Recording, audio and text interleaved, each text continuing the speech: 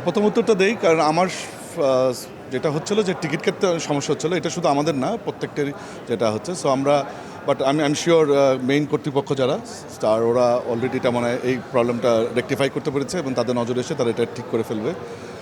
ওটা একটু দুঃখজনক যে কিছু কিছু মানুষ হয়তো দেখতে পারেনি, বাট আমার মনে হয় এই প্রবলেমটা খুবই ক্ষণস্থায়ী, এটা তাড়াতাড়ি হয়ে যাবে।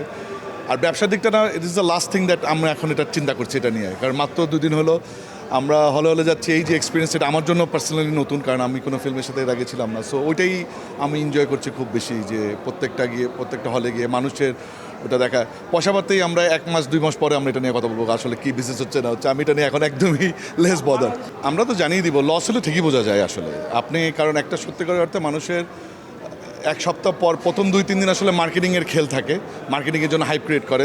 যখনই এটা 5 দিন পরেও মানুষ দেখতে থাকে, তখনই আসলে বোঝা যায় ছবিটা ব্যবসায়ী সফল হচ্ছে কিনা।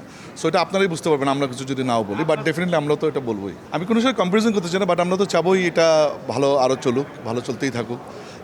উৎসব যেই পরিমাণ মানুষের ভালো লেগেছে, আসলে ওনাদের কথা ভেবেই আসলে এই কাজটাও এটা করা হয়েছে, যে আমাদের মধ্যবিত্ত, শিক্ষিত মধ্যবিত্ত যে পরিবারটা, যারা আমরা আসলে সিনেমা হল থেকে অনেক দিন থেকে মুখ ফিরে রেখেছিল, তাদের কি যেন আবার আসতে পারে। অবভিয়াসলি এটা 9 থেকে 90 বছরের যে কোনো সোশিও ইকোনমি মানুষের আমরা এটা দেখতে পারি। তো ওটার থেকে ভালো চলুক, এটা থেকে ভালো চলুক, এটা আমি এটা আর বলছি না, যে আমি চাই এটা যেন চলতে থাকুক এক্সপ্রেসকে।